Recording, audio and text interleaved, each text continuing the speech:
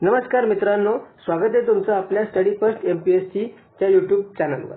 ठीक आहे. So I hope की येणाऱ्या एक्झामच्या दृष्टीने आपला जो अभ्यास आहे, कंबाईन गट ब पूर्व परीक्षे दृष्टीने आपला जो अभ्यास आहे अतिशय चांगल्या पद्धतीने चालू आहे आणि प्रत्येकाने ज्या पद्धतीने अभ्यास करायचा म्हणजे एक्झामला रिक्वायर्ड जो स्ट्रॅटेजी आहे त्या स्ट्रॅटेजीने प्रत्येकाचा अभ्यास सुरू आहे. सो त्याच दृष्टीने आपण ही जी सिरीज सुरू केलेली आहे त्या सिरीजमध्ये या लेक्चरमध्ये आपण 10वीचा विज्ञान 2 जो की बायोलॉजीशी रिलेटेड आहे त्यामधील पुढील भाग कंडक्ट करतो. याच्या आधी आपण एक भाग कंडक्ट केलेला आहे, त्याच्यामध्ये पहिले 1 ते 4 प्रकरणांमधील महत्त्वाचे पॉइंट आपण डिस्कस केले. ठीक आहे. सो आता आपण आपले पुढील पॉइंट्स इथे डिस्कस करूया. सो चॅप्टर आहे 5वा चॅप्टर, हरित ऊर्जेच्या दिशेने. सो याच्यामध्ये जे आपल्याला एक्झामशी रिलेटेड महत्त्वाचे पॉइंट्स आहेत तेच आपण डिस्कस करणार. सो बघा, ऊर्जा आणि ऊर्जेचा वापर ह्याच्यामध्ये आपल्याला माहिती आहे की वेगवेगळ्या प्रकारच्या ऊर्जा ज्या आपल्या दैनंदिन जीवनामध्ये आपण बघत असतो. ठीक आहे.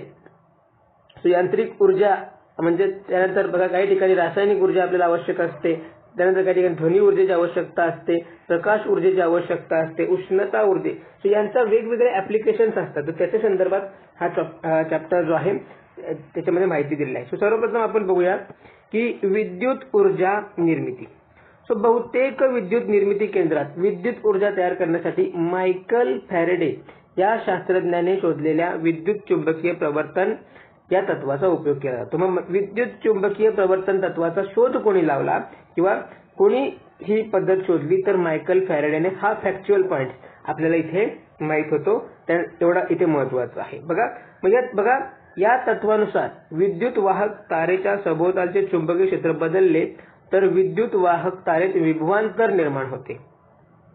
ओके. मग बघा, विद्युत वाहक तारेच्या सभोवतालचे चुंबकीय क्षेत्र 2 प्रकारे बदलू शकते. पहिलं या ठिकाणी विद्युत वाहक तार स्थिर असेल व चुंबक फिरता असेल तर विद्युत वाहक तारेच्या सभोवतालचे चुंबकीय क्षेत्र बदलते, किंवा चुंबक स्थिर असेल व विद्युत वाहक तार फिरती असेल तरीही विद्युत वाहक तारेच्या सभोवतालचे चुंबकीय क्षेत्र बदलते. बरोबर. ह्या 2 कंडिशन मध्ये विद्युत चुंबकीय क्षेत्र बदलू शकतं, परंतु दोनही प्रकारात विद्युत वाहक तारेला विभवांतर निर्माण होऊ शकतं. बरोबर. हे तत्व जे आहे हे मायकल फॅरेडेने शोधलं आणि या तत्वावर आपण बघतोय की विद्युत ऊर्जा निर्मिती केली जाते. प्रत्येक जो विद्युत ऊर्जा केंद्र आहे त्याच्यामध्ये याच तत्वावर विद्युत ऊर्जेचा वापर केला जातो, उत्पादन केलं जातं. ठीक आहे. मग या तत्वावर आधारित विद्युत निर्मिती करणाऱ्या यंत्राला विद्युत जनित्र म्हणतात, इलेक्ट्रिक जनरेटर असं म्हणतात. ओके. मग वेगवेगळे ऍप्लिकेशन वापरून हा इलेक्ट्रिक जनरेटर फिरवला जातो आणि विद्युत ऊर्जा निर्माण केली जाते. ओके. सो याच्यामध्ये मग कोणते वेगवेगळे ऍप्लिकेशन असणार आहे तर सगळ्यात पहिलं आपण बघतोय की औष्णिक ऊर्जेवर आधारित विद्युत ऊर्जा निर्मिती केंद्र. याच्यामध्ये बघा वाफेवर चालणारे टर्बाईन वापरले जातात. का? टर्बाईन फिरवूनच काय केले जाते तर विद्युत ऊर्जा निर्माण केली जाते. हा टर्बाईन असतो, टर्बाईनच्या सहाय्याने ते जनित्र फिरवलं जातं आणि मग विद्युत ऊर्जा निर्माण केली जाते, हे आपल्याला सर्वांना माहित आहे. सो या ठिकाणी हे जे औष्णिक ऊर्जा केंद्रावर विशेषतः कोळशाचे ज्वलन करून मग उष्णता निर्माण केली जाते. उष्णता निर्माण करून पाण्याच्या वाफेच्या सहाय्याने ते टर्बाईन फिरवून मग त्या दृष्टीने जनित्र फिरवलं जातं आणि मग विद्युत निर्मिती केली जाते. ठीक आहे. हे लक्षात ठेवायचं. मग बघा, विद्युत निर्मिती करण्यासाठी उष्णता ऊर्जेचा इथे वापर होत असल्याने अशा विद्युत निर्मिती केंद्राला आपण औष्णिक विद्युत केंद्र म्हणतो. ठीक आहे. सो आपण भूगोलच्या लेक्चरमध्ये बरेचसे जे औष्णिक विद्युत केंद्र आपल्या महाराष्ट्रामध्ये डिस्कस केले, त्याचप्रकारे मी या आपल्या चॅनलवर एक शॉर्ट व्हिडिओ अपलोड केले. त्याच्यामध्ये आपल्या महाराष्ट्रात जेवढे पण महत्त्वाचे औष्णिक विद्युत केंद्र आहेत ते सर्व त्या शॉर्टमध्ये म्हणजे 1 मिनिटामध्ये सगळे आपले रिव्हिजन होतील. सो ती शॉर्ट नक्की बघून घ्या, म्हणजे सर्व महाराष्ट्रातले औष्णिक विद्युत केंद्र आपले लक्षात राहतील. ओके. सो या ठिकाणी आपल्याला इतर काही गोष्टी महत्त्वाच्या नाहीयेत. महत्त्वाचं आहे ते म्हणजे बघा या ठिकाणी ह्या बॉक्समध्ये दिलेले आहे भारतातील काही प्रमुख औष्णिक ऊर्जा आधारित विद्युत निर्मिती केंद्रे व त्यांची मेगावॅट मधील क्षमता. सो क्षमता आपल्याला लक्षात नाही, इतकी महत्वाची नाहीये, परंतु ठिकाण आणि ते राज्य ते आपल्या लक्षात आहे. तर बघा, विंध्यनगर औष्णिक ऊर्जा केंद्र, विंध्यनगर कुठे आहे? मध्य प्रदेशमध्ये, हे भारताशी संबंधित आहे. त्यानंतर मुंद्रा कुठे आहे? गुजरातमध्ये. मुंद्रा 1 मुंद्रा 2 गुजरातमध्ये. तमनार हे छत्तीसगडमध्ये आहे आणि महाराष्ट्रामध्ये चंद्रपूर आहे. सो महाराष्ट्रामधले इतर सर्व औष्णिक विद्युत ऊर्जा केंद्रासाठी आपल्या याच युट्यूब चॅनलवर एक आपण शॉर्ट व्हिडिओ अपलोड केलेली आहे. त्यामध्ये 1 मिनिटाच्या आत तुम्हाला सर्व महाराष्ट्रातले औष्णिक विद्युत केंद्र रिवाइज होऊन जातील. सो ते नक्की तुम्ही बघून घ्या. लिंक म्हणजे त्या सर्व शॉर्ट्सची जी लिंक आहे आपल्या चॅनलच्या डिस्क्रिप्शन बॉक्समध्ये आहे. त्या डिस्क्रिप्शन बॉक्सवर जाऊन तुम्ही क्लिक करा, सर्व व्हिडिओ बघून घ्या. वेगवेगळ्या फॅक्च्युअल गोष्टी त्या ठिकाणी तुम्हाला पाठांतर होतील. ठीक आहे. सो 1 मिनिट रिव्हिजनसाठी मी ते शॉर्ट सुद्धा बनवलेले आहेत, त्या ठिकाणी जाऊन तुम्ही ते बघू शकता. ठीक आहे. त्यानंतर बघा तर अणु ऊर्जेवर आधारित विद्युत ऊर्जा केंद्र.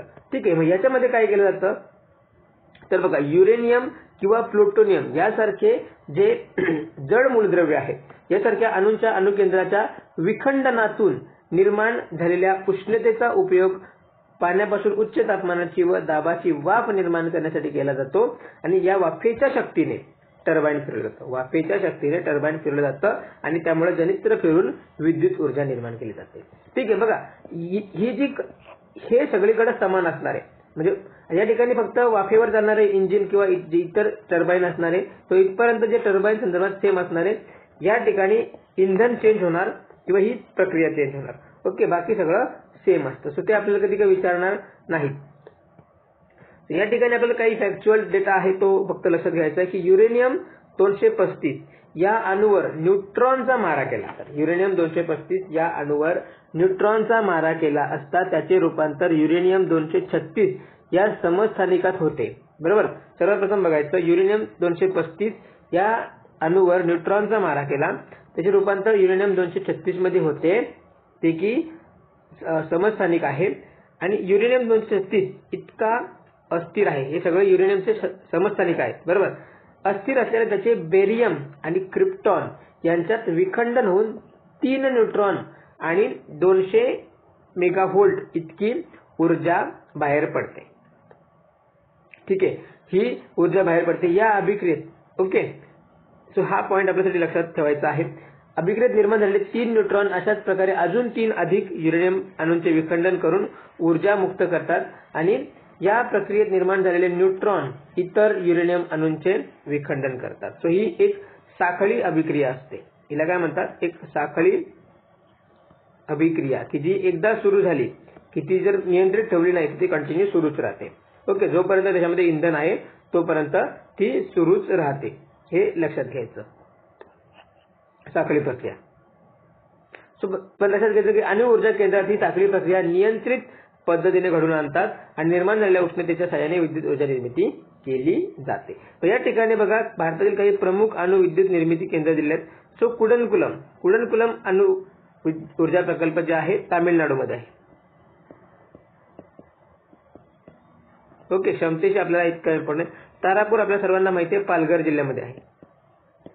पूर्वी ठाणे जिल्ह्यामध्ये यायचा, परंतु आता ठाणे आणि पालघर जिल्हा विभाजित असल्यामुळे तारापूर जे आहे पालघर जिल्ह्यामध्ये येतं. त्यानंतर रावतभाटा राजस्थानमध्ये येतं आणि कैगा हे कर्नाटकमध्ये येतं. ओके. सो जोड्या लावायला स्वरूपात आपल्याला विचारलं जाऊ शकतं म्हणून हे आपल्याला पाठ पाहिजे. त्यानंतर पुढचा जो आहे नैसर्गिक वायू ऊर्जेवर आधारित विद्युत केंद्र. बरोबर. मग यामध्ये नैसर्गिक वायूच्या ज्वलनाने निर्माण होणाऱ्या उच्च तापमान व दाबाच्या वायूने फिरणारे टर्बाइन वापरले जाते आणि विद्युत ऊर्जा निर्माण केली जाते. हे लक्षात ठेवायचं. बाकी इतकं आपल्याला इथे महत्वाचं नाही. मग भारतातील काही प्रमुख नैसर्गिक वायू आधारित विद्युत निर्मिती केंद्र व त्यांची निर्मिती क्षमता संदर्भात बघा तर समरलकोटा हे आंध्र प्रदेशमध्ये आहे. ठीक आहे. अंजनवेल महाराष्ट्र, त्यानंतर बवाना दिल्ली आणि कोंडापल्ली आंध्र प्रदेश हे इथे आपण लक्षात ठेवायचे. त्यानंतर या विद्युत निर्मिती प्रक्रियाच्या आणि पर्यावरण संदर्भात ज्या गोष्टी आहेत त्या आपण जेव्हा काय करणार ऑफ सीझन असेल त्यावेळी त्या वाचून घेण्यात गरजेचे म्हणजे उपयुक्त ठरतील, आता नाही. त्यानंतर बघा जलविद्युत ऊर्जा. सो या ठिकाणी पॉइंट लक्षात ठेवायचा की वाहत्या पाण्यामध्ये कोणती ऊर्जा असते तर गतिज ऊर्जा असते. तर साठवलेल्या पाण्यामध्ये कोणती ऊर्जा असते? स्थितीज ऊर्जा असते. याच्यावर प्रश्न आयोगाने विचारलेला आहे. बघा याच्यावर आयोगाने प्रश्न विचारले आहेत म्हणून हे व्यवस्थित वाचून व्यवस्थित अगर प्रश्न विचारतात तर त्याचं उत्तर व्यवस्थित द्यायचं आहे. आणि मग या वाहत्या पाण्याचं म्हणजे साठवलेल्या पाण्याला प्रवाहित करून त्याच्यावरून म्हणजे टर्बाईन फिरवलं जातं आणि टर्बाईन वरून मग पुन्हा विद्युत निर्मिती होते. ओके, अशा प्रकारे ही जी या ठिकाणी आपण जर बघू शकतो हे आपल्या सर्वांना माहित आहे. सो विद्युत ऊर्जा निर्माण केली जाते. मी याच्यामध्ये पूर्ण लक्षात ठेवायचं की भारतातील काही प्रमुख जलविद्युत निर्मिती केंद्र व त्यांची क्षमता तर तेहरी जलविद्युत केंद्र आहे उत्तराखंडमध्ये 2400 मेगावॅट इतकी ऊर्जा निर्माण करतात. त्यानंतर कोयना महाराष्ट्रामध्ये, तर श्रीशैलम आंध्र प्रदेशमध्ये, त्यानंतर नाथपा झाकरी हिमाचल प्रदेशमध्ये. ओके, हे लक्षात घ्या. बघा, लेक टॅपिंगवर लास्ट इयरच्या एक्झाम मध्ये प्रश्न विचारला होता. महाराष्ट्रामध्ये लेक टॅपिंगचा प्रयोग कधी करण्यात आला होता. सो आपण ते घेतलेलं आहे. त्यावेळी आपण आपल्या महाराष्ट्राच्या भूगोलमध्ये जे सर्व प्रकरण कंप्लीट केला, ऊर्जा खनिज आणि ऊर्जा संपत्ती, त्याच्यामध्ये हे सगळ्या गोष्टी आपण कव्हर केलेल्या आहेत. त्यानंतर पवन ऊर्जेवर आधारित विद्युत निर्मिती. मग यामध्ये काय, तर वाहत्या हवेमध्ये असलेल्या गतीज ऊर्जेचे यांत्रिक ऊर्जेत रूपांतर करून त्याद्वारे पाणी उपसणे म्हणजे त्याद्वारे या गोष्टी नाही तर विद्युत ऊर्जा निर्माण केली जाते. हे लक्षात ठेवा. वाहत्या वाऱ्यातील गतीज ऊर्जेचे विद्युत ऊर्जेत रूपांतर करणाऱ्या यंत्राला पवनचक्की म्हणतात. ओके, आणि त्याद्वारे मग टर्बाईन फिरवलं जातं. टर्बाईन वरून मग काय केलं जातं, जनित्र फिरवला जातो.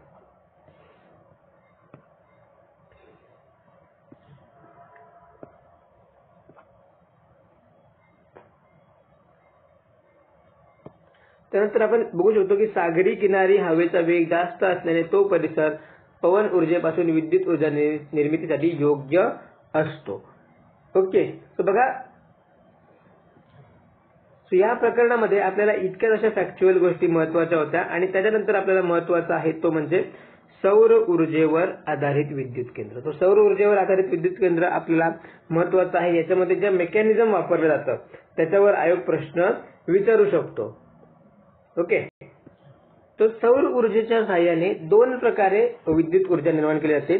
तर बघा, तर सौर विद्युत घट, एक म्हणजे सौर विद्युत घट वापरून सूर्यातील प्रकाश ऊर्जेचे सरळपणे विद्युत ऊर्जेत रूपांतर करता येते, किंवा सूर्यकिरणातील प्रकाश ऊर्जेचे रूपांतर औष्णिक ऊर्जेत करून त्याद्वारे टर्बाईनच्या सहाय्याने जनित्र फिरवून विद्युत ऊर्जा निर्माण केला जातो. सो दोन प्रकारे सूर्यापासून आपण विद्युत ऊर्जेचे निर्माण करू शकतो. या ठिकाणी सौर विद्युत घटासंदर्भात जी माहिती दिली आहे ती आपल्यासाठी महत्वाची आहे.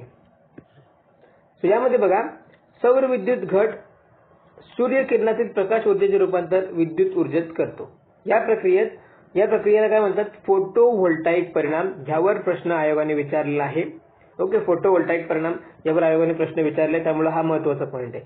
या प्रकारच्या ऊर्जा रूपांतरातून मिळणारी विद्युत शक्ती ही दिष्ट स्वरूपाची असते, म्हणजे डायरेक्ट करंट दिष्ट शक्तीच्या स्वरूपात उपलब्ध होते. हा दुसरा पॉइंट या ठिकाणी आपण लक्षात ठेवायचा. त्यानंतर बघा, तर हे सौर विद्युत घट अर्धवाहक म्हणजे सेमी कंडक्टर या विशिष्ट प्रकारच्या पदार्थापासून म्हणजे सिलिकॉन पासून बनलेले असतात. हे जे विद्युत घट असतात हे सेमी कंडक्टर पासून किंवा सिलिकॉन पासून बनलेले असतात. हे लक्षात ठेवायचं. Silicon as a semi conductor म्हणून वापरला जातो. सिलिकॉनच्या 1 चौरस सेंटीमीटर क्षेत्रफळाच्या एका सौर विद्युत घटापासून जवळपास 300 मिली अँपिअर एवढी विद्युतधारा तर 0.5 व्होल्ट एवढे विभवांतर मिळते. बघा, सिलिकॉनच्या 1 चौरस सेंटीमीटर क्षेत्रफळाच्या एका सौर विद्युत घटापासून जवळपास 300 मिली अँपिअर एवढी विद्युतधारा तर 0.5 व्होल्ट एवढे विभवांतर मिळते.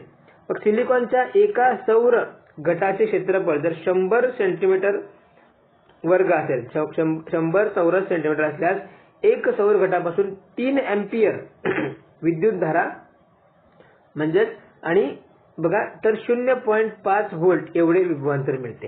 विद्युतधारा किती मिळते, 3 अँपिअर. तर सौर घटापासून मिळणारे विभवांतर त्याच्या क्षेत्रफळावर अवलंबून नसते. ही स्टेटमेंट लक्षात ठेवायची. बघा, ही सौर घटातून मिळणारे विभवांतर त्याच्या क्षेत्रफळावर अवलंबून नसते. हा आपण पॉइंट प्रामुख्याने लक्षात ठेवायचा. ओके, सो या ठिकाणी सूर्यप्रकाश ऊर्जा आणि फोटोव्होल्टाईक परिणाम वापरून त्याची दिष्ट विद्युत ऊर्जेत रूपांतर केलं जातं. सो पुढे आपल्याला बघायचं आहे बघा की या दोन सौर घट एकसर पद्धतीने जोडल्यास त्यांच्यापासून मिळणारे विभवांतर दोन्ही गटांच्या विभवांतराची बेरीज असते. म्हणजे एका गटापासून आपल्याला माहिती आहे 0.5 व्होल्ट इतकी मिळते, तर दुसरा गट कधी तर म्हणजे 1 व्होल्ट आपल्याला इतकी मिळेल. पण कधी जर ते एकसर पद्धतीने जोडले असतील तर. ओके, म्हणजे अशी ही जी डायग्राम आहे, जर सौर घट जे आहेत त्या एकसर पद्धतीने जोडल्या त्यापासून मिळणारे जे विभवांतर आहे दोन्ही गटांच्या विभवांतराची बेरीज असते. परंतु या जोडणीपासून मिळणारी विद्युतधारा मात्र गटांपासून म्हणजे एका घटापासून मिळणाऱ्या विद्युतधारे एवढीच असते. म्हणजे या ठिकाणी जर आपण बघितलं तर 0.3 मिली अँपिअर जरी दोन घट जे एकसर पद्धतीने जोडले असतील, आपल्याला माहिती आहे की एकापासून किती मिळते 0.3 मिली अँपिअर मिळते, आणि असे दोन मिळाले तरी पण त्यांच्यापासून मिळणारी जे विद्युतधारा आहे ती 0.3 मिली अँपिअरच असते. ओके, हे लक्षात ठेवायचं. म्हणजे काय तर एकसर पद्धतीने जोडल्यास विद्युतधारेची मात्र बेरीज होत नाही. ओके, हे लक्षात ठेवायचं. त्यानंतर पुढचं लक्षात ठेवायचं की दोन सौर घट समांतर पद्धतीने जोडल्यास त्यांच्यापासून मिळणारी विद्युतधारा ही दोन्ही घटांपासून मिळणाऱ्या विद्युतधारेची बेरीज असते. मग या ठिकाणी जर आपण बघितलं तर अशा पद्धतीने हे जर समांतर जोडले तर याच्यापासून 0.3 मिली अँपिअर आणि ह्याच्यापासून 0.3 मिली अँपिअर इतकी, म्हणजे आपण सांगू शकतो की 0.6 मिली अँपिअर या दोन सौर घटांच्या समांतर जोडणीने आपल्याला विद्युतधारा मिळेल. पुढे लक्षात ठेवायचं की परंतु या जोडणीपासून मिळणारे विभवांतर मात्र एकाच घटापासून मिळणाऱ्या विभवांतर एवढे असते. म्हणजे हे दोन जोडले तरी पण या ठिकाणी विभवांतर किती मिळेल 0.5 व्होल्ट इतकंच मिळेल. ओके, म्हणजे समांतर पद्धतीने जोडल्यास विभवांतराची बेरीज होत नाही. मग या ठिकाणी काय केलं जातं तर सौर विद्युत घट एकसर आणि समांतर पद्धतीने जोडून हवे तेवढे विभवांतर आणि हवी तेवढी विद्युतधारा असणारे सौर पॅनल बनवले जातात. ठीक आहे, म्हणजे जे सौर पॅनल आपण बनवतो त्याच्यामध्ये या सौर घटांची समांतर आणि एकसर जोडणी असते अशा प्रकारे. सो हे आपण लक्षात ठेवलं. सो बघा, एखाद्या सौर पॅनलमध्ये प्रत्येकी 100 सेंटीमीटर स्क्वेअर क्षेत्रफळाचे 36 सौर गट एकसर पद्धतीने जोडल्याने एकूण विभवांतर 18 व्होल्ट आणि विद्युतधारा 3 अँपिअर मिळते. किती मिळते 3 अँपिअर मिळते. असे मग अनेक पॅनल एकत्र करून खूप मोठ्या प्रमाणावर विद्युत ऊर्जा निर्माण केली जाते. सो चांगल्या सौर विद्युत घटाची कार्यक्षमता जवळपास 15% एवढी असते. हा पण स्टेटमेंट आपल्यासाठी महत्वाचा आहे. म्हणजे काय तर एखाद्या सौर पॅनेलला सूर्यप्रकाशातून 100 वॅट प्रति सेंटीमीटर वर्ग एवढे प्रकाश शक्ती मिळत असेल, म्हणजे सूर्यावर जर 100 वॅट म्हणजे एका सेंटीमीटरवर 100 वॅट इतकी प्रकाश शक्ती मिळत असेल तर त्या पॅनल पासून मिळणारी विद्युत शक्ती ही 15 वॅट एवढी असेल. म्हणजे 100 पैकी 15 वॅट जी एवढी शक्ती विद्युत ऊर्जेमध्ये रूपांतर होतं, हे आपण लक्षात ठेवायचं.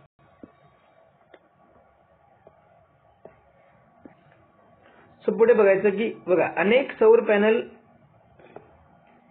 एकसर आणि समांतर रीतीने जोडून पाहिले की तेवढी विद्युतधारा आणि विभवांतर मिळवता येते. ओके, तर मग सौर घट हा सौर विद्युत केंद्रातील मूळ घटक. सौर घट जो आहे हा सौर विद्युत केंद्रातील एक मूळ घटक आहे. मग अनेक सौर घट एकत्र येऊन एक सौर पॅनल बनते. त्यानंतर अनेक सौर पॅनल एकत्र येऊन एक स्ट्रिंग बनते. एक स्ट्रिंग बनते आणि अनेक स्ट्रिंग समांतर पद्धतीने जोडून सौर ॲरे बनतात. अनेक स्ट्रिंग ज्या आहेत समांतर पद्धतीने जोडून काय तयार होते सौर ॲरे बनतात. आणि या प्रकारे सौर घटांपासून हवी तेवढी विद्युत शक्ती उपलब्ध होत असल्याने बघा अतिशय कमी विद्युत शक्ती लागते त्या अशा यंत्रांपासून ते मेगावॅट शक्तीच्या सौर विद्युत निर्मिती केंद्रांमध्ये यांचा उपयोग होतो. हे आपण या ठिकाणी लक्षात ठेवायचं.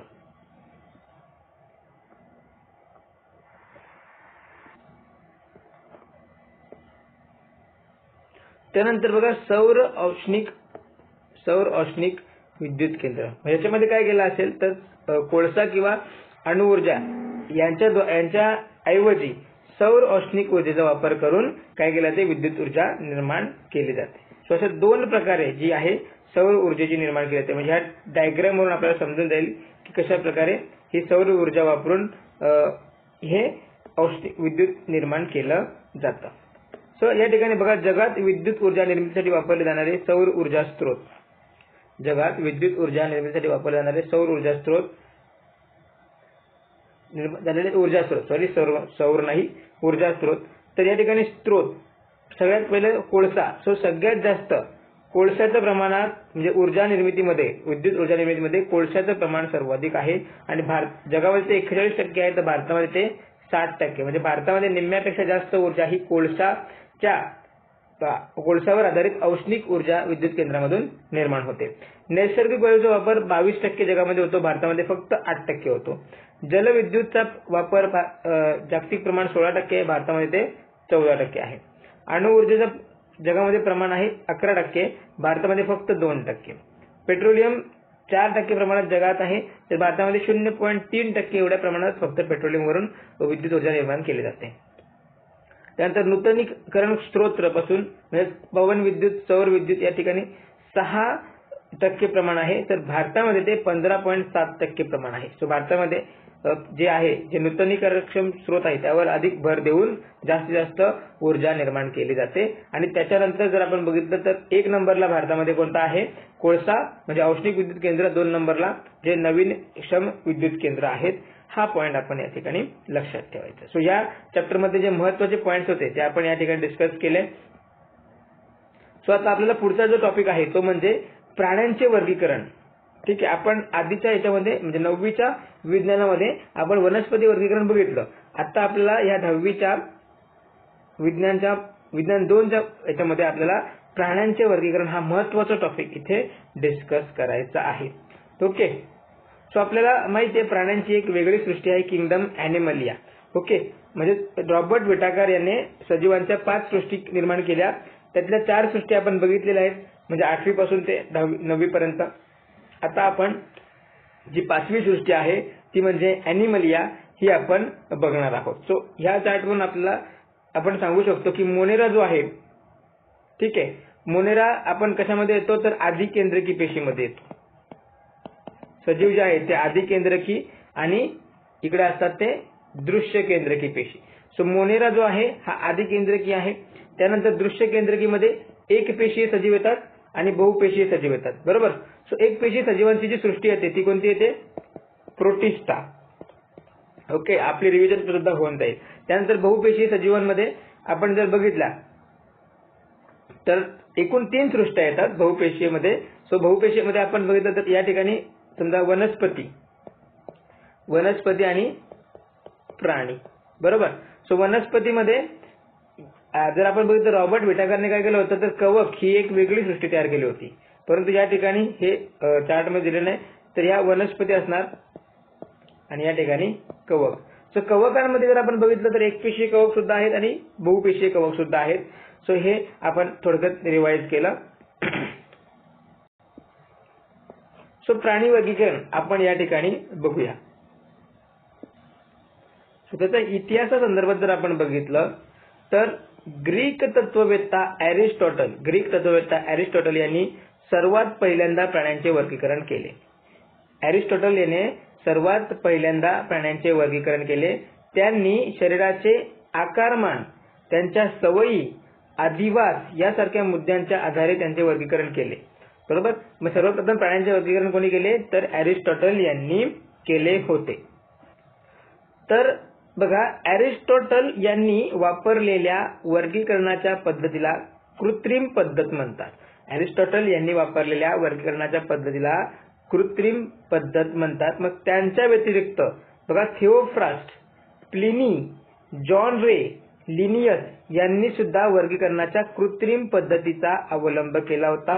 हा पॉइंट इथे आपल्यासाठी खूप महत्त्वाचा आहे. सो खालीलपैकी कोणत्या शास्त्रज्ञांनी प्राणी वर्गीकरणासाठी कृत्रिम पद्धतीचा अवलंब केला होता ते ओळखा, बरोबर ना. मग याच्यामध्ये आपल्याला लक्षात ठेवायचं की एरिस्टॉटल, त्याच्यानंतर Theophrastus, Pliny, John Ray, Carl Linnaeus यांनी वर्गीकरणाच्या कृत्रिम पद्धतीचा अवलंब केला होता. ठीक आहे, हा पॉइंट इथे आपल्यासाठी महत्त्वाचा आहे.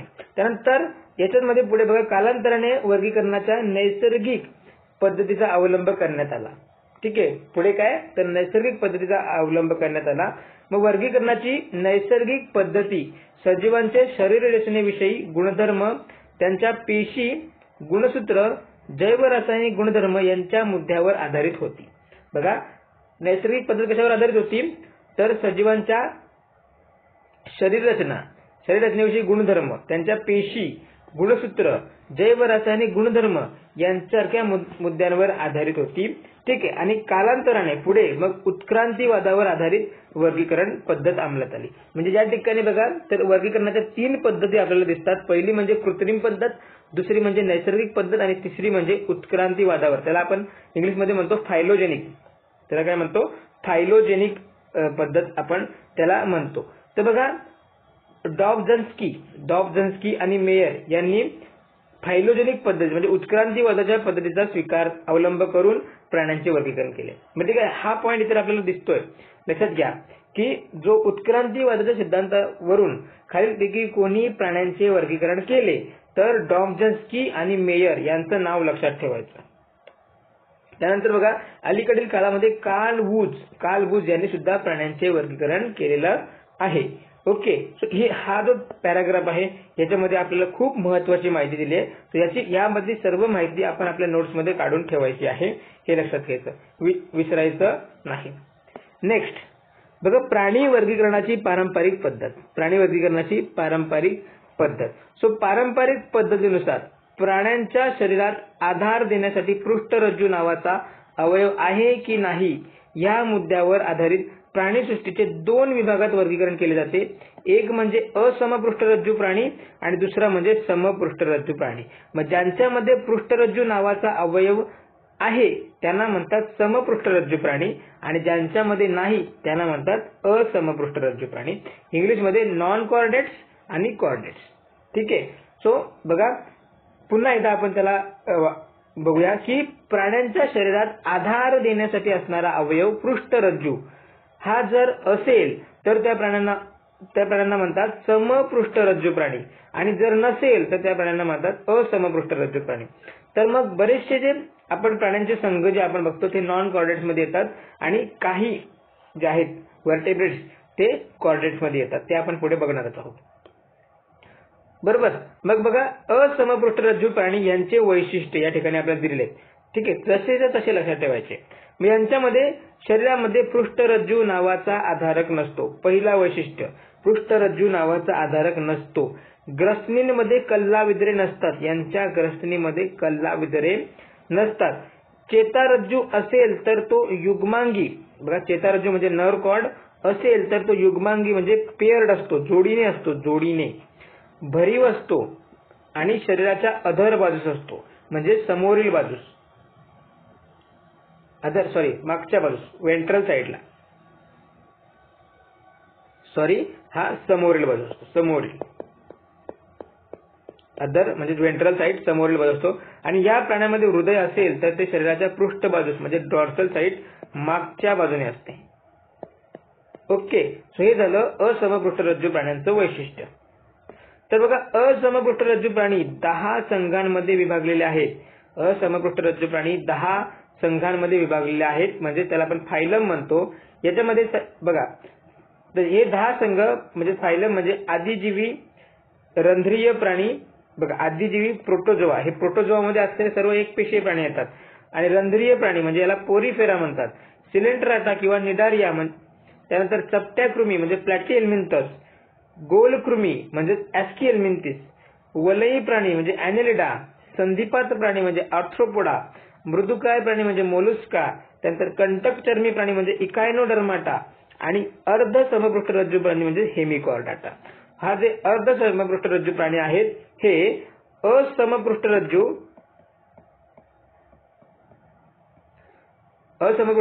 आणि समपृष्ठरज्जू यांचा मधला जोडणारा दुवा आहे. म्हणजे हा जो हेमिकॉर्डाटा संघ जो आहे हा नॉन कॉर्डेट्स आणि कॉर्डेट्स यांना जोडणारा दुवा आहे असं लक्षात ठेवायचं. ओके, हा पॉइंट इथे लक्षात ठेवायचा.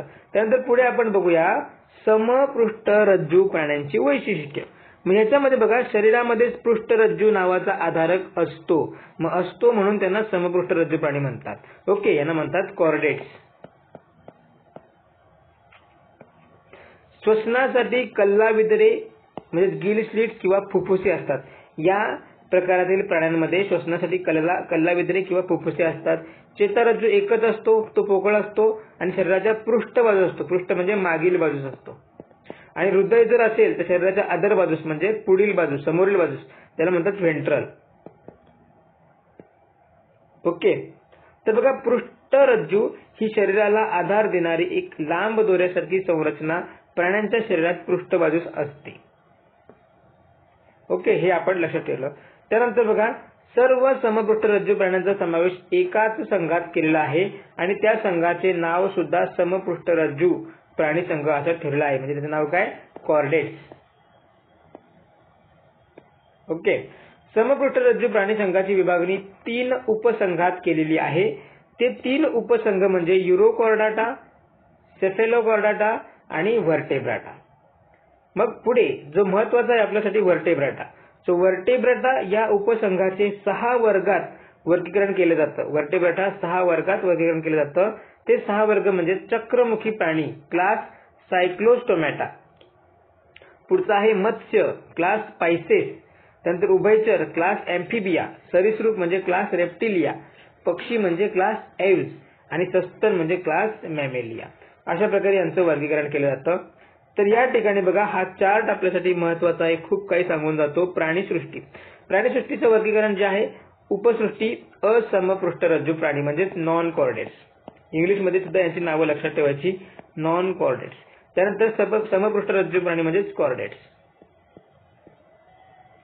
या असमपृष्ठरज्जू प्राण्यांमध्ये संघ किती येतात? 10. एकूण आदिजीव, रंध्रीय, सिलेंट्राटा, चपटेकृमी, गोलकृमी, वलई, संधिपात, मृदुकाय, कंटकचर्मी आणि असमपृष्ठू इतका मोठा हा असमपृष्ठरज्जू प्राण्यांचा संघ आहे. आणि बघा उपसृष्टी समपृष्ठरज्जू प्राण्याचे संघ येतो समपृष्ठरज्जू, ठीक आहे, कॉर्डेट्स. ह्याचे 3 पार्ट मध्ये विभाजन, युरोकॉर्डाटा, सेफेलोकॉर्डाटा, व्हर्टेब्राटा. आपण हे लक्षात राहिलंच पाहिजे. या व्हर्टेब्राटा आपल्यासाठी महत्वाचा आहे. याच्यामध्ये जे आपण पृथ्वीवरचे प्राणी बघतो मोठे मोठे ते व्हर्टेब्राटामध्ये येतात. मग चक्रमुखी मासे, त्यानंतर मत्स्य, उभयचर, सरीसृप, पक्षी, सस्तन हे सर्वांचा समावेश ह्याच्यामध्ये येतो. सो हा चार्ट प्रामुख्याने लक्षात ठेवायचा, ठीक आहे. मग हळूहळू आता आपण काय करू, सर्व प्राण्यांचे वर्गीकरण बघूया. सो ही आतापर्यंतच्या प्रचलित असलेल्या प्राण्यांची वर्गीकरण पद्धत होती. परंतु काय झालंय, सध्या एका नवीन वर्गीकरणाचा अवलंब केला जात आहे. या नवीन वर्गीकरणानुसार बघा सध्या रॉबर्ट विटाकारच्या पंचसृष्टी पद्धतीनुसार फक्त सर्व बहुपेशीय प्राण्यांचा समावेश प्राणीसृष्टीमध्ये केला जातो. बघा रॉबर्ट विटाकारच्या पंचसृष्टी पद्धतीनुसार सर्व बहुपेशी प्राण्यांचा समावेश प्राणीसृष्टीमध्ये केला जातो, बरोबर. मग या पद्धतीमध्ये प्राण्यांचे वर्गीकरण करताना शरीराचे रचनात्मक संघटन, बॉडी ऑर्गनायझेशन, शरीराची सममिती, देहगुहा म्हणजे बॉडी कॅव्हिटी, जनन स्तर, जर्मिनल लेयर, खंडीभवन म्हणजेच बघा जनन स्तर एकेरी आहे की दुहेरी आहे, आवरण शरीर आवरण एकेरी, दुहेरी, तिहेरी आहे का, त्यानुसार खंडीभवन म्हणजे शरीर सेगमेंटेड आहे का, यासारख्या मुद्द्यांचा आधार घेतला जातो. मग या प्राणी वर्गीकरणाच्या नवीन पद्धतीनुसार वापरलेले आधारभूत मुद्दे कोणते कोणते, तर पहिला म्हणजे संरचनात्मक घटक. संरचनात्मक घटकामध्ये प्राण्याचे शरीर पेशींपासून तयार झाले आहे. मग प्राण्यांच्या बहुपेशीय शरीरात अनेक पेशी कार्यरत असतात. प्राण्यांचे शरीर पेशींपासून तयार झाले आणि याच्यामध्ये बहुपेशीय शरीरात अनेक पेशी कार्यरत असतात. मग बहुपेशीय प्राण्यांमध्ये जर अनेक पेशी असून, बघा बहुपेशीय प्राण्यांमध्ये जर अनेक पेशी असूनही उती तयार झालेल्या नसतील तर अशा प्राण्यांचे शरीर हे पेशी स्तर हे संघटन दाखवते. सेल्युलर ग्रेड ऑर्गनायझेशन, बघा पेशी स्तर सेल्युलर ग्रेड ऑर्गनायझेशन दाखवतं. ज्या प्राण्यामध्ये फक्त शरीराची जी जडणघडण आहे फक्त पेशींमार्फत होते तर त्या ठिकाणी कुठल्याही प्रकारचं उती तयार झालेली नाहीत, मग त्या ठिकाणी सेल्युलर ग्रेड ऑर्गनायझ म्हणतात. उदाहरणार्थ रंध्रीय संघातील प्राणी म्हणजे जे पोरीफेरा जो संघ आहे या संघातील सर्व प्राणी यांचं शरीर संघटन हे पेशी स्तर संघटन आहे, हे लक्षात ठेवायचं. त्या ठिकाणी या बॉक्समध्ये एक महत्त्वाचा पॉईंट आपल्याला दिलेला आहे, तो म्हणजे एकपेशीय सजीवांचे शरीर एकाच पेशीपासून तयार झाल्याने सर्व कार्य त्याच पेशीच्या मदतीने चालतात. मग ह्या एकपेशीय सजीवांच्या शरीराचे संघटन जीवद्रव्य स्तर असतं. बघा, पोरीफेरा संघातील प्राणी जे असतात ते सुद्धा पेशींपासून बनलेले असतात, परंतु ते एकपेशीय नसतात. हे लक्षात ठेवायचं, ते बहुपेशीय असतात. त्यांचं जे जीवनक्रम आहे अनेक पेशींपासून तयार झालेल्या या त्यांच्या शरीरात त्यांच्या त्या बॉडीपासून होत आहे. मग त्या ठिकाणी त्यांचं शरीर संघटन हे पेशी स्तर आहे. परंतु जे अमिबा सारखे प्राणी आहेत, बरोबर, अमिबा सारखे प्राणी त्यांचं जीवनच एक पेशी असतं. मग त्या ठिकाणी त्यांचं शरीर संघटन हे जीवद्रव्य स्तर याच्यावर अवलंबून असतं. आणि म्हणजेच काय तर प्रोटोप्लाझ्मिक ग्रेड हे आपण विशेषतः या ठिकाणी लक्षात ठेवायचं. सो जीवद्रव्य स्तर कोणत्या प्राण्यामध्ये दिसतं? अमिबा आणि पॅरामेशियम. अमिबा, पॅरामेशियम यासारख्या प्राण्यांमध्ये जीवद्रव्य स्तर हे देऊ शकतो. त्यानंतर आपण पुढे लिहू शकतो युग्लिना. युग्लिना सुद्धा एकपेशीय प्राणी आहे, एकपेशीय सजीव आहे. त्यानंतर पुढे बघा, काही प्राण्यांच्या शरीरात पेशी एकत्र येऊन उती तयार होतात. काही प्राण्यांच्या शरीरात पेशी एकत्र येऊन उती तयार होतात व त्या उतींच्या मदतीने शारीरिक क्रिया पार पाडल्या जातात. अशा प्रकारात पेशी उती स्तर संघटन असते. अशा प्रकारात पेशी उती स्तर म्हणजे सेल टिश्यू ग्रेड ऑर्गनायझेशन असतं. निडारिया संघातील प्राणी, ठीक आहे, सिलेंट्राटा निडारिया म्हणजे या संघातला दुसरा नॉन कॉर्डेट्स मधला दुसरा संघ. पहिला संघ जातो पेशी स्तर मध्ये, दुसरा संघ जातो निडारिया जो आहे तो पेशी उती स्तरामध्ये. त्यानंतर चपट्या कृमींमध्ये उती अवयव स्तर संघटन असते. चपट्या कृमीमध्ये म्हणजे प्लॅटीहेल्मिन्थिस यांच्यामध्ये उती अवयव स्तर असते. यामध्ये काही उती एकत्र येऊन ठराविक अवयव तयार झालेले असतात, परंतु पूर्ण अवयव संस्था तयार झालेल्या नसतात. मग प्लॅटीहेल्मिन्थिस मध्ये उती अवयव स्तर या ठिकाणी आपल्याला दिसतं. तर हे या ठिकाणी दिलेला पेशी संघटन स्तर कोणता? पोरीफेरामध्ये म्हणजे सायकॉन हे लक्षात ठेवायचं. त्याच्यामध्ये बघा, या पोरीफेरा संघातील प्राण्यांमध्ये पाण्याला प्रवाहित करण्यासाठी कॉलर पेशी असतात. सो पुढे आपण ते बघणारच आहोत.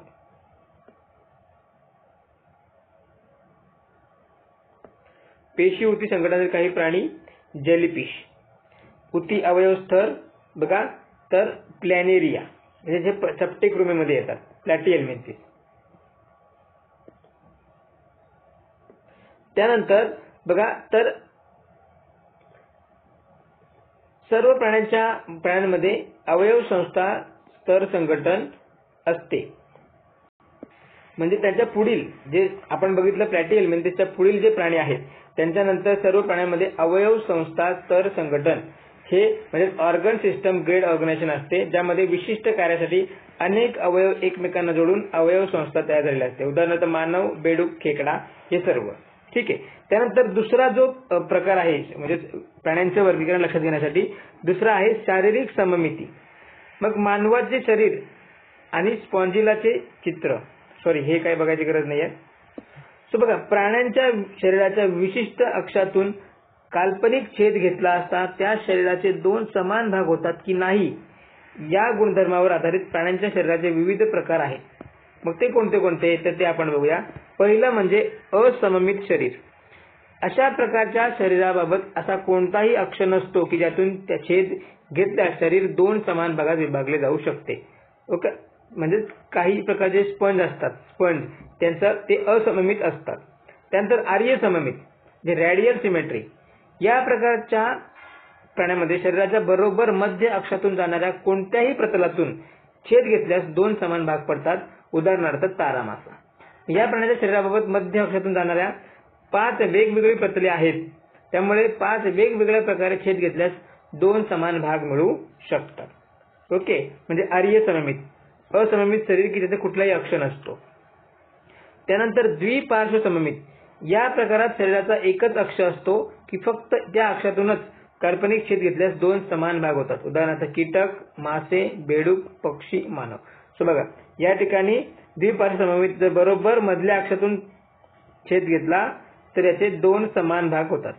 ओके, हे आपण लक्षात घ्यायचं. याला द्विपार्श्व सममित म्हणतात.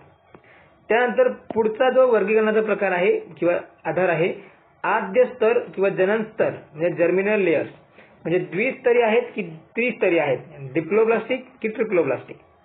हे बघा द्विस्तरीय, या ठिकाणी हे द्विस्तरीय दिलेलं आहे आणि ह्या ठिकाणी हे त्रिस्तरीय दिलेलं आहे. सो हे लक्षात घ्यायचं.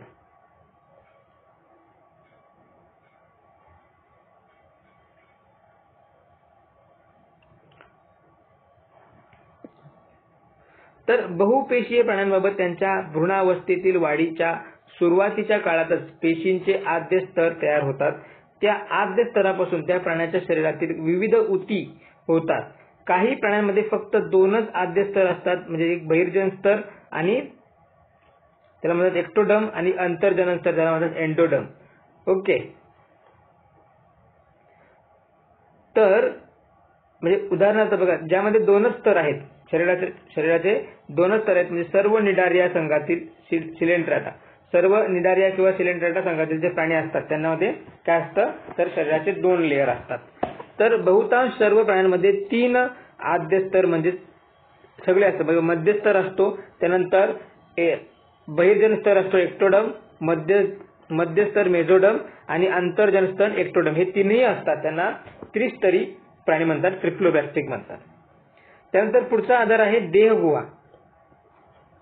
शरीर भित्तिका आणि आतील अवयव यांच्या दरम्यान असलेल्या पोकळीस देहगुहा म्हणतात. शरीर भित्तिका आणि आतील अवयव यांच्या दरम्यान असलेल्या पोकळीस देहगुहा म्हणतात. बहुपेशीय प्राण्यांच्या भ्रूणावस्थेतील वाढीच्या काळात मध्यस्तरापासून किंवा आतड्यांपासून देहगुहा तयार होते. बहुपेशीय प्राण्यांच्या भ्रूणावस्थेतील वाढीच्या काळात मध्यस्तरापासून किंवा आतड्यापासून देहगुहा तयार होते. अशा प्रकारची देहगुहा वलयी प्राणी संघ व त्यानंतरच्या सर्व संघातील प्राण्यांच्या शरीरात असते. म्हणजे जे ॲनिलिडा आहेत, वलयी प्राणी म्हणजे ॲनिलिडा, त्यांच्या व त्यानंतर सर्व प्राण्यांमध्ये हे असते, हे लक्षात ठेवायचं. मग अशा प्राण्यांना सत्य देहगुहा असणारे प्राणी म्हणतात, म्हणजे युसिलोमेट प्राणी. सत्य देहगुहा म्हणजे युसिलोमेट प्राणी म्हणतात. तर रंध्रीय प्राणी निडारिया म्हणजे जे पोरिफेरा संघातील प्राणी, त्यानंतर निडारिया म्हणजे सिलेंट्रेटा संघातील प्राणी आणि चपट्या कृमींचा संघ, या संघातील प्राण्यांच्या शरीरात देहगुहा नसते. बघा पहिले 3 संघ जे आहेत पोरिफेरा, निडारिया आणि प्लॅटिहेल्मिंथिस, या 3 संघांच्या प्राण्यांमध्ये देहगुहा ही नसते. मग अशा प्राण्यांना देहगुहाहीन प्राणी म्हणतात, असिलोमेट म्हणतात. त्यानंतर जे गोलकृमी आहेत, गोलकृमींच्या शरीरात देहगुहा असते पण ती वर नमूद केलेल्या पद्धतीने तयार झालेली नसते, म्हणून तिला खोटी किंवा फसवी देहगुहा म्हणतात. बघा गोलकृमी जे आहेत त्यांना म्हणजे ॲस्किएल्मिंथिस, त्यांच्यामध्ये खोटी देहगुहा असते, त्याला म्हणतात सुडोसिलोमेट. सुडो जरी पी पासून सुरू झालंय परंतु त्याचा उच्चार कसा असतो, सुडोसिलोमेट.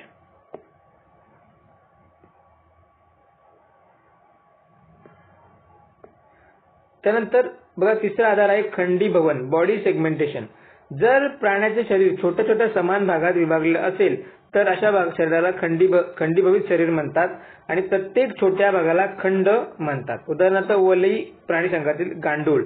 सो गांडूळ हा उदाहरण लक्षात ठेवायचा, हा खंडीभूत प्राणी आहे. या ठिकाणी आपल्याला कन्साइज व्ह्यू मध्ये दिलेला आहे. बघा सृष्टी, प्राणी सृष्टी पेशीभित्तिका नसलेले बहुपेशीय प्राणी असतात, बरोबर. त्याचे शरीर संघटन जे आहे एक तर पेशी स्तर संघटन, ऊती अवयव स्तर संघटन. मग पेशी स्तरामध्ये त्याचे शरीर समिती कशी असते तर असममित. उदाहरणार्थ रंध्रीय प्राणी, बरोबर, पोरिफेरा. त्यानंतर ऊती अवयव किंवा अवयव संस्था स्तर संघटन जर असेल तर याच्यामध्ये 2 प्रकारचे प्राणी येतात. एक म्हणजे आर्य सममित येतं आणि दुसरं येतं द्विपार्श्व सममित. आर्य सममित कोणता तर निडारिया संघ. त्यानंतर द्विपार्श्व सममितीमध्ये 3 प्रकारचे प्राणी येतात. देहगुहाहीन शरीर, सो चपटे कृमी. तर हे जे तिन्ही आहेत यांच्यामध्ये देहगुहा नसते. हे तिन्हीमध्ये चपटे कृमी, निडारिया आणि रंध्रीय यांच्यामध्ये देहगुहा नसते. फसवी देहगुहा असणारे शरीर कोणत्यामध्ये असतं, गोलकृमी, ओके, ॲस्किएल्मिंथिस. आणि खरी देहगुहा असणारे शरीर कोणत्यामध्ये असतं तर उरलेले सर्व म्हणजे वलयी प्राणी, संधिपाद, वलयी म्हणजे ॲनेलिडा, संधिपाद म्हणजे ऑर्थ्रोपोडा, मृदुकाय म्हणजे मोलुस्का, कंटक चर्मी म्हणजे इकायनोडर्माटा आणि अर्ध समपृष्ठरज्जू म्हणजे हेमिकॉर्डाटा. तर या सर्वांमध्ये अशा प्रकारे ह्या प्राणीसृष्टीचं आपण वर्गीकरण सांगू शकतो. ठीक आहे. त्यानंतर मग आपल्याला आता 1 बाय 1 प्रत्येक संघ अभ्यासायचा आहे. हा चॅप्टर आपल्यासाठी महत्त्वाचा आहे. प्राणी वर्गीकरणावर आयोग प्रश्न विचारतो, विशेषतः उदाहरणांवर प्रश्न विचारतो, पण कधी कधी वैशिष्ट्यांवर पण प्रश्न विचारतो म्हणून, किंवा त्यांच्या आतील जे हिडन वैशिष्ट्य असतात त्याच्यावर पण प्रश्न विचारतो. म्हणून आपल्याला हे प्रत्येक संघ आपल्याला लक्षात घेणं गरजेचं आहे. सो पहिला आहे रंध्रीय प्राणी संघ, ज्याला म्हणतात phylum Porifera. Phylum Porifera. Okay, बघा हे सर्वात साध्या प्रकारची शरीररचना असलेले प्राणी, सर्वात साध्या प्रकारची शरीररचना असलेले प्राणी यांना पृथ्वीवरील पहिले बहुपेशीय प्राणी म्हणतात. पृथ्वीवरील आपण काय सांगू शकतो, पहिले बहुपेशीय प्राणी.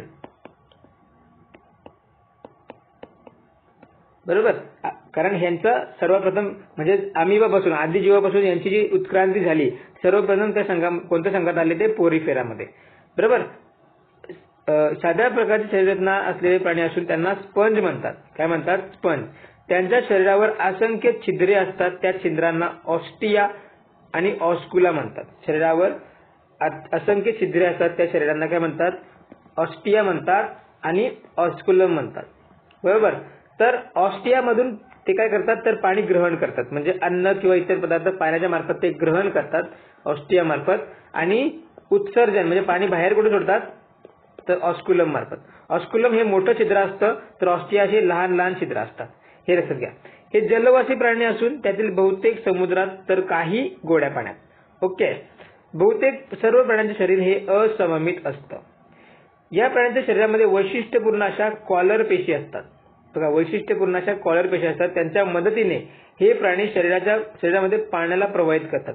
मग खालीलपैकी कोणत्या संघातील प्राण्यांमध्ये कॉलर पेशी असतात, असा जर प्रश्न आयोगाने विचारला, तर पोरीफेरा संघातील प्राण्यांमध्ये कॉलर पेशी असतात, हे आपण सांगायचं.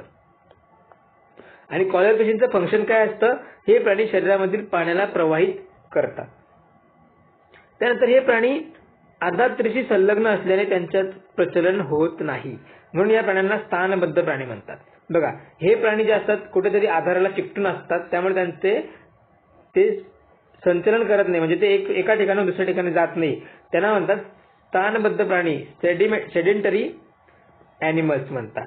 बघा, यांच्या स्पंजासारख्या शरीरात कंटिकांचा किंवा शुशिकांचा किंवा स्पॉन्जिनीच्या तंतूचा आधार असतो. बघा, यांच्या स्पंजासारख्या शरीरात कंटिकांचा किंवा शुकिकांचा किंवा स्पॉन्जिनीच्या तंतूंचा आधार असतो.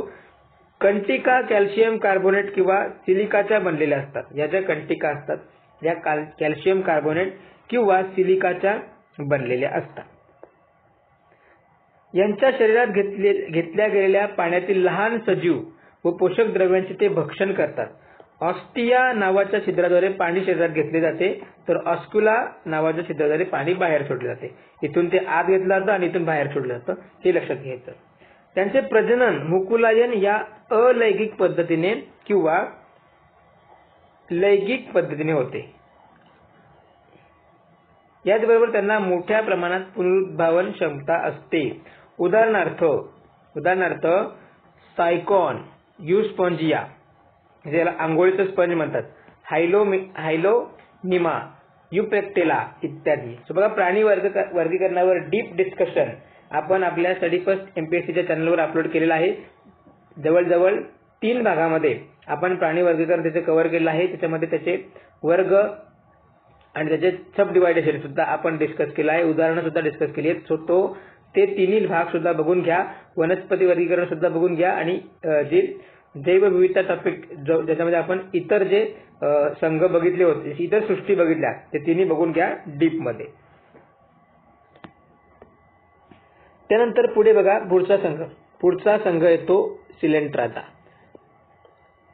किंवा निडारिया प्राणी संघ. सिलेंट्राता किंवा निडारिया. सो याची स्पेलिंग व्यवस्थित बघून घ्या. या प्राण्याचा शरीराचा आकार दंडाकृती किंवा छत्रीच्या आकारासारखा असतो.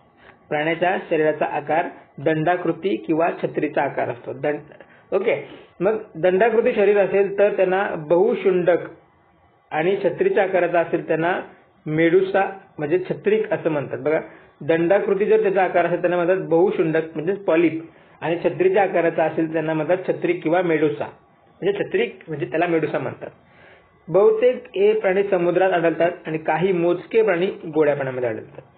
शरीर यांचे अरीय सममित आणि द्विस्तरीय असतं. यांचे शरीर अरीय सममित आणि द्विस्तरीय असतं. यांच्या मुखाभोवती दंश पेशीयुक्त शुंडके असतात, त्यांना टेंटॅकल्स म्हणतात. बरोबर, दंश पेशीयुक्त शुंडके असतात. शुंडकाचा उपयोग ते भक्ष्य पकडण्यासाठी होतो, तर दंतपेशी भक्ष्याच्या शरीरात विषाचे अंतक्षेपण करतात.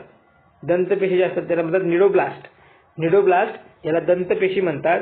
हे काय करतात, भक्ष्याच्या शरीरात विषाचे अंतक्षेपण करतात आणि संरक्षणासाठी त्याचा उपयोग होतो.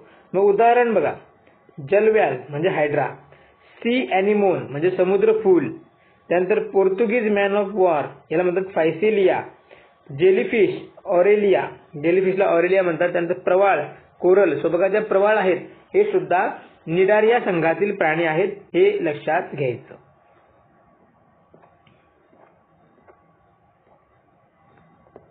ओके, त्यानंतर आंघोळीचा स्पंज म्हणजे बाथ स्पंज हा पोरिफेरा मधला प्राणीच आहे, हे लक्षात घ्या. पुढचा संघ आहे चपट्या कृमींचा संघ, फायलम प्लॅटिहेल्मिंथिस.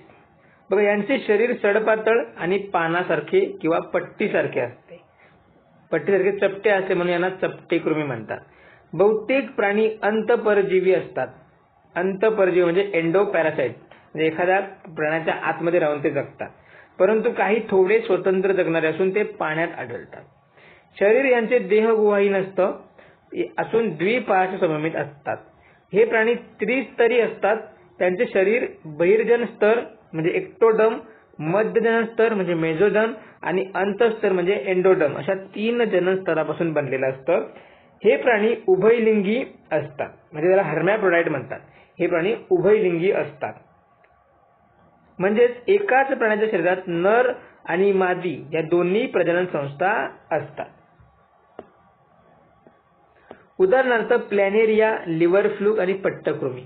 सो प्लॅनेरिया आपण बघितला होता, हा पुनर्जनन ही कॅरेक्टरिस्टिक दाखवतो, हे लक्षात घ्या.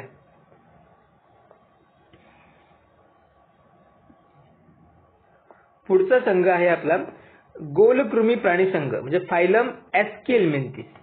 फायलम एस्किलमिंथिस. ओके, या प्राण्यांचे शरीर लांबट बारीक धाग्यासारखे किंवा दंडगोलाकार असते. बघा, या प्राण्यांचे शरीर लांबट बारीक धाग्यासारखे किंवा दंडगोलाकार असून त्यांना गोलकृमी म्हणतात. प्राणी स्वतंत्र राहणारे किंवा अंतःपरजीवी असतात. स्वतंत्र किंवा अंतःपरजीवी प्लॅटिहेल्मिंथिस सारखेच. स्वतंत्र राहणारे प्राणी हे जलवासी किंवा भूचर असू शकतात.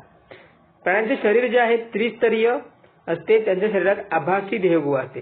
सो आभासी देहगुहा असणारे प्राणी कोणत्या संघामध्ये येतात, तर एस्किलमिंथिस किंवा गोलकृमी या प्राणी संघामध्ये येतात, हे विसरायचं नाही. या कृमींचे शरीर अखंडित असून त्याभोवती भक्कम उपचर्म असते. भक्कम हे प्राणी एकलिंगी असतात. उदाहरणार्थ पोटातील जंत त्याला म्हणतात ॲस्केरिस. हत्तीपाय रोगाचा जंत त्याला म्हणतात फिलारिया वर्म. बघा, हत्तीपाय रोग ज्या जंतूने होतो त्याला म्हणतात फिलारिया वर्म. त्यानंतर डोळ्यातील जंतूला लोआ म्हणतात, लोआ. सो गोलकृमी संदर्भात एक वैशिष्ट्य लक्षात ठेवायचं की या गोलकृमींमध्ये मादी गोलकृमी आणि नर गोलकृमी. सो मादी गोलकृमी जी असते तिचा आकार हा नर गोलकृमीपेक्षा जास्त लांब असतो. ओके, आणि तिची शेपूट जी असते सरळ असते, परंतु जो नर जंत किंवा गोलकृमी आहे त्याची शेपूट अशी वाकडी असते, हे लक्षात ठेवायचं.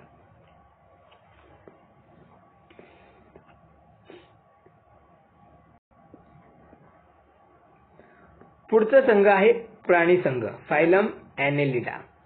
सो हे प्राणी लांबट दंडाकृती असून त्यांच्यामध्ये कायखंड खंडीभवन असतं. कायखंड म्हणजे मेटामेरिक सेगमेंटेशन. मेटामेरिक सेगमेंटेशन आढळते म्हणून त्यांना खंडीभूत कृमी म्हणतात, सेगमेंटेड वर्म्स म्हणतात. हे प्राणी बहुतेक स्वतंत्र राहणारे असतात, परंतु काही बाह्य परजीवी असतात. बहुतेक प्राणी स्वतंत्र राहणारे असतात, परंतु काही बाह्य परजीवी म्हणजे एक्टोपॅरासाइट्स. स्वतंत्र राहणारे प्राणी समुद्रीय गोड्या पाण्यात आढळणारे किंवा भूचर असू शकतात.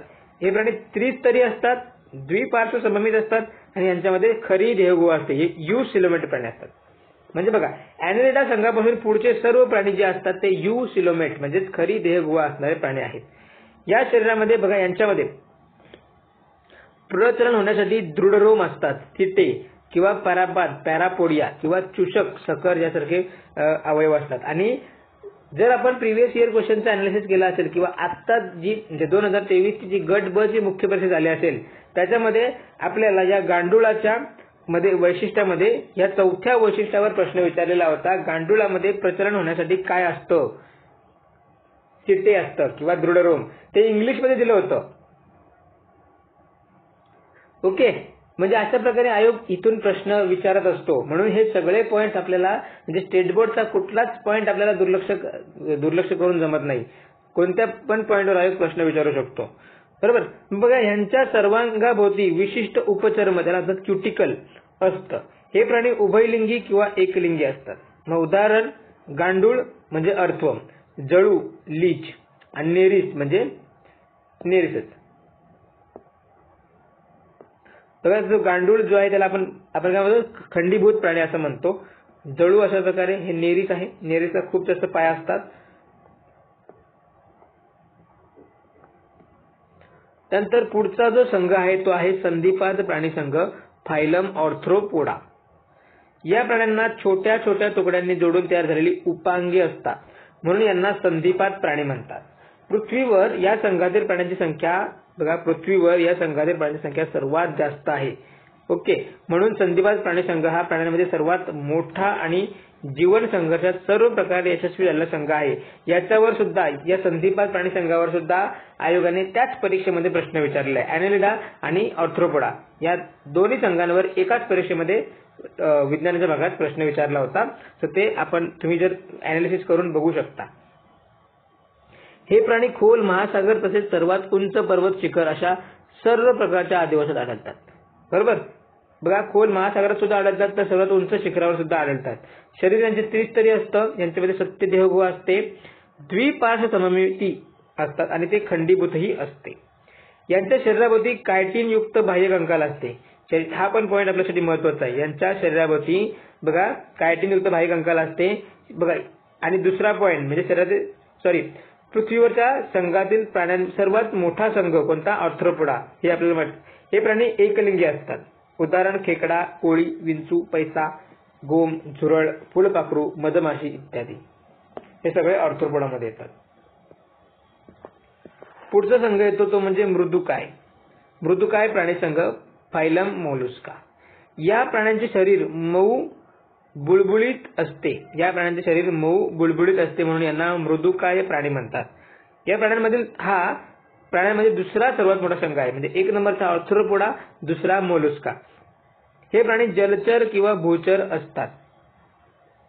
जलचर मृदुकाय प्राणी हे बहुतेक समुद्रात राहणारे असतात परंतु काही गोड्या पाण्यात आढळतात. शरीर यांचे त्रिस्तरीय असतं.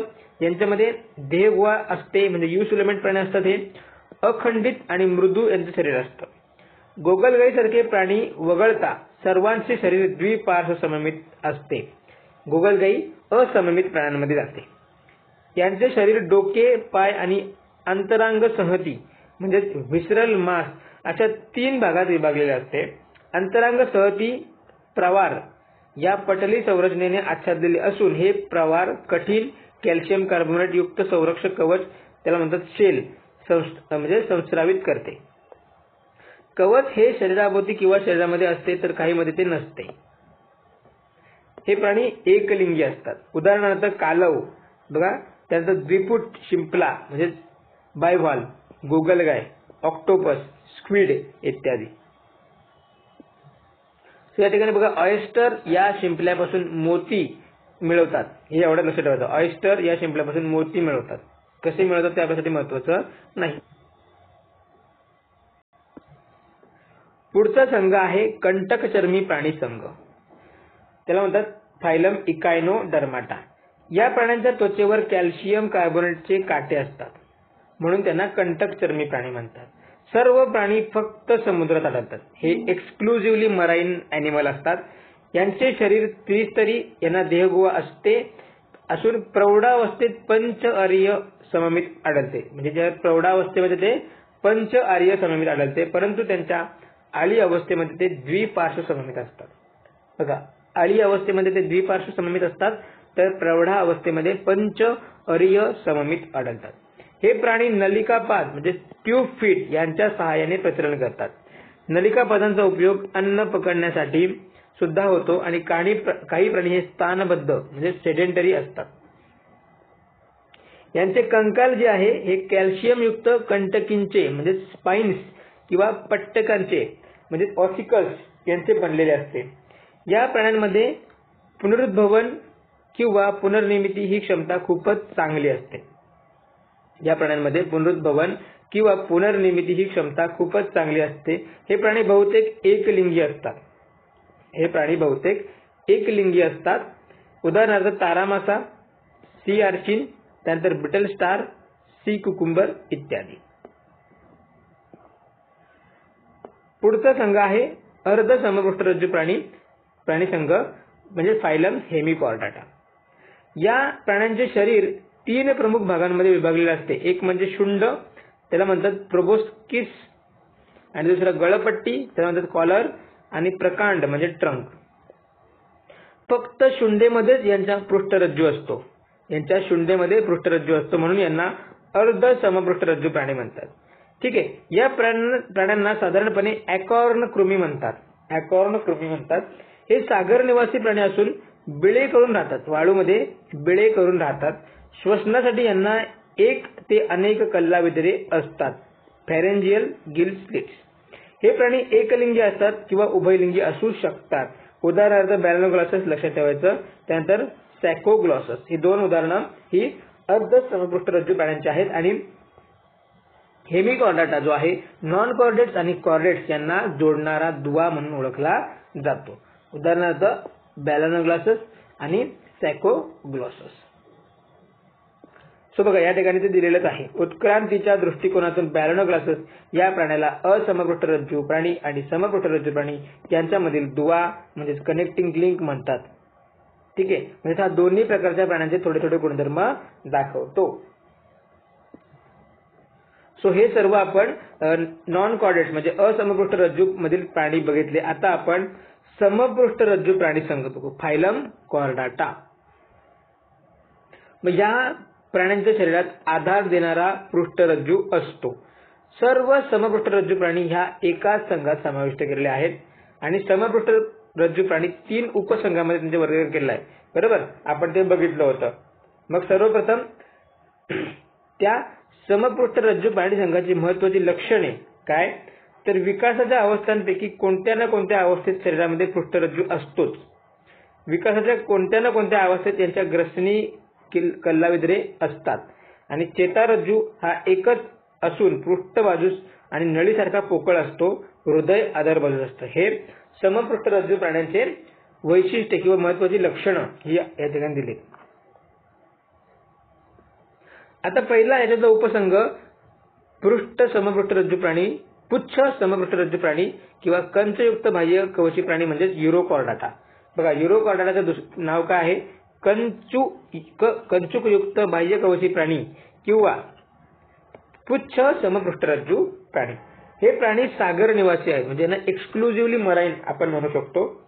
यांचे शरीर कुंचकू या चर्मसाम्य आवरणाने आच्छादलेले असते. यांच्या आळ्या स्वतंत्रपणे पोहणाऱ्या असतात. आळ्या ज्या आहेत स्वतंत्रपणे पोहणाऱ्या असतात आणि त्यांच्या फक्त शेपटीच्याच भागात पृष्ठरज्जू असतो. म्हणून यांना पुच्छ समपृष्ठरज्जू प्राणी म्हणतात. यांच्या फक्त शेपटीच्या भागात पृष्ठरज्जू असतो म्हणून यांना पुच्छ समपृष्ठरज्जू प्राणी म्हणतात. बघा, सागर तळाशी स्थिरावल्यावर आळ्यांचे रूपांतर स्थानबद्ध प्रौढामध्ये होते. हे प्राणी उभयलिंगी असतात. उदाहरणार्थ हर्डमॅनिया. बघा, हर्डमॅनिया इथे दिलेला आहे. त्यानंतर डोलिओलम, ऑयकोप्लुरा इत्यादी. त्यानंतर बघा पुढचा आहे उपसंघ शीर्ष समपृष्ठरज्जू प्राणी म्हणजे सेफॅलोकॉर्डाटा. सेफॅलो म्हणजे डोकं, बरोबर. हे लहान माशाच्या आकारासारखे सागर निवासी प्राणी आहेत. यांचा पृष्ठरज्जू संबंध शरीराच्या लांबी इतका असतो. यांचा पृष्ठरज्जू संबंध शरीराच्या लांबी इतका असतो, म्हणजे पूर्ण डोकं ते शेपटीपर्यंत त्यांच्यामध्ये पृष्ठरज्जू असतो. ग्रसनी मोठी असून तिला कल्ला वगैरे असतात. हे प्राणी एकलिंगी असतात, उदाहरणार्थ अँफिओक्सस. पुढचा संघ आहे उपसंघ पृष्ठवंशीय प्राणी. वर्टेब्राटा, क्रॅनिएटा, ज्याला म्हणतात पृष्ठवंशीय प्राणी त्याला म्हणतात वर्टेब्राटा म्हणतात किंवा मग म्हणतात क्रॅनिएटा. ओके. मग या प्राण्यांमध्ये पृष्ठरज्जू नाहीसा होऊन त्याच्या जागी पाठीचा कणा असतो. या प्राण्यांमध्ये पृष्ठरज्जू नाहीसा होऊन त्यांच्या जागी पाठीचा कणा असतो. शरीर यांचे शिर हेड पूर्णपणे विकसित झालेले असते. मेंदू कवटीत संरक्षित असतो. अंतकंकाल म्हणजे एंडोस्केलेटॉन हे कास्थिमय किंवा आस्थीमय. कास्थिमय म्हणजे कार्टिलिजिनस आणि आस्थीमय म्हणजे बोनी असते. काही पृष्ठवंशीय प्राणी जबडे विरहित त्यांना अग्न्याथा म्हणतात, तर काहींना जबडे असतात त्यांना ग्नॅथोस्टोमॅटा असं म्हणतात. जे जबडे विरहित आहेत त्यांना अग्न्याथा म्हणतात आणि ज्यांना जबडे असतात त्यांना ग्नॅथोस्टोमॅटा म्हणतात. मग बघा यांचं 6 वर्गामध्ये जे विभाजन आहे त्याच्यामध्ये पहिलं येतं चक्रमुखी प्राणी वर्ग. चक्रमुखी प्राणी वर्ग क्लास सायक्लोस्टोमॅटा. काय म्हणतात त्याला? क्लास सायक्लोस्टोमॅटा. हे प्राणी जबडे विरहित प्राणी असतात. जबडे विरहित असून यांना चुशीमुख असतं, सखर असतं. त्वचा मृदू असून खवले विरहित असते. युग्मित उपांगी नसतात, म्हणजे ज्या पराच्या जोड्या यांना नसतात. अंतकंकाल यांचं कास्थिमय असतं. बघा सायक्लोस्टोमॅटा वर्गातील प्राण्यांचं अंतकंकाल हे कास्थिमय असतं आणि बहुतेक हे बाह्य परजीवी असतात. उदाहरणार्थ बघा पेट्रोमायझॉन, मिक्झिन, पेट्रोमायझॉन आणि मिक्झिन. पुढचं मत्स्य प्राणी वर्ग. हे प्राणी शीतरक्ती आणि समुद्राच्या पाण्यात किंवा गोड्या पाण्यात आढळणारे जलचर प्राणी आहेत. हे प्राणी शीतरक्ती किंवा समुद्राच्या पाण्यात किंवा गोड्या पाण्यात आढळणारे हे जलचर प्राणी आहेत. कोणतं? मत्स्य वर्ग. हे यांना जबडे असतात, हे लक्षात घ्या. पाण्याचा प्रतिरोध कमीत कमी होण्यासाठी यांचे शरीर दोन्ही टोकांनी निमुळते असते. पोहण्यासाठी यांना युग्मित आणि अयुग्मित पर असतात. पुच्छपराचा उपयोग पोहत असताना दिशा बदलण्यासाठी होतो. पुच्छपर. यांचे बाह्य कंकाल खवल्यांच्या स्वरूपात असते. बाह्य कंकाल खवल्यांच्या स्वरूपात असते, तर अंतकंकाल कास्थिमय किंवा आस्थीमय असते. ओके. मग कास्थिमय आणि आस्थीमय याच्यावरून त्यांचे इतर म्हणजे ह्या मत्स्य वर्गाचे 3 उपवर्गामध्ये विभाजन होते, हे लक्षात घ्या. 3 गणामध्ये विभाजन होतं. त्यांचं श्वसन जे आहे कल्ल्याद्वारे होते. उदाहरणार्थ रोहू, पापलेट, समुद्र घोडा, शार्क, इलेक्ट्रिक रे, स्टिंग रे हे सगळे मत्स्य वर्गातील प्राण्यांचे उदाहरण आहेत. दुसरा आहे उभयचर प्राणी वर्ग. बघा हे प्राणी त्यांच्या डिंब अवस्थेमध्ये फक्त पाण्यात राहतात आणि जलीय श्वसन करतात, तर प्रौढ अवस्थेमध्ये ते पाण्यात आणि जमिनीवरही राहू शकतात आणि जलीय व वायू श्वसन करतात, म्हणून त्यांना उभयचर प्राणी म्हणतात. यांच्यामध्ये उपांगाच्या 2 जोड्या असतात आणि अंगुलींना नखे नसतात. यांना बाह्य कंकाल नसते. त्वचा बहुतेक मृदू असून श्वसनासाठी नेहमी ओलसर ठेवली जाते. बाह्य कर्ण नसतो, पण कर्णपटल असते. मान नसते. डोळे बटबटीत असून त्यांना पापण्या असतात. बेडूक, टोड, सॅलमेंडर इत्यादी जे आहेत उभयचर प्राणी आहेत. पुढचा वर्ग आहे सरीसृप प्राणी. हे प्राणी उत्क्रांती क्रमानुसार पूर्णपणे भूचर होऊन सरपटणारे पहिले प्राणी असतात. बघा पूर्णपणे जमिनीवर राहणारे प्राणी कोणते? तर सरीसृप प्राणी. ओके. हे प्राणी शीतरक्ती असतात. शरीर उचलले जात नाही म्हणून ते जमिनीवर सरपटताना दिसतात. त्वचा यांची कोरडी असून खवलेयुक्त असते. शीर आणि धड यांच्यामध्ये मान असते. यांना बाह्यकर्ण नसतो. अंगुलींना नखे असतात. उदाहरणार्थ कासव, पाल, साप, सरडा, सुसर.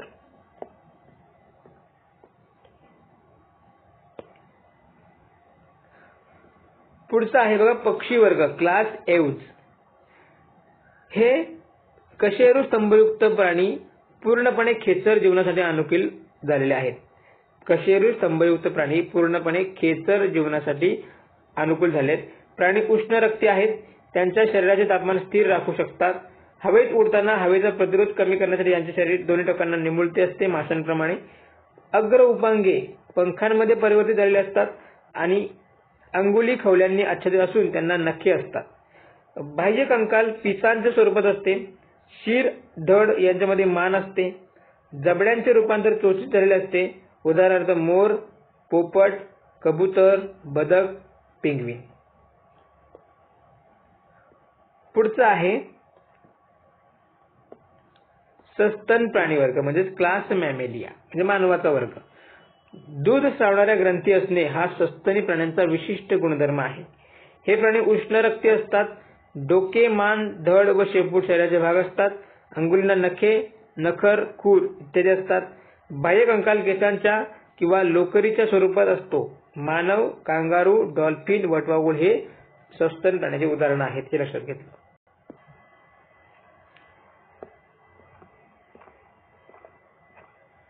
सो अशा प्रकारे आपण हा प्राणी वर्गीकरण जो चॅप्टर आहे तो या ठिकाणी पूर्ण केला आहे. याच्यामध्ये जेवढे पॉइंट्स आहेत, जेवढे महत्त्वाचे पॉइंट्स आहेत ते सर्व आपण या ठिकाणी डिस्कस केलेत आणि एक्झामच्या दृष्टीने हा प्राणी वर्गीकरण पॉइंट आपल्यासाठी महत्त्वाचा आहे.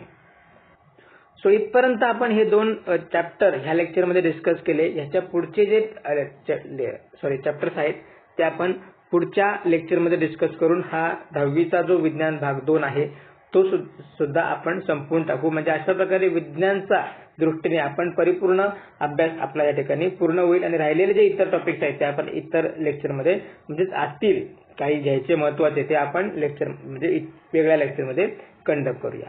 ओके.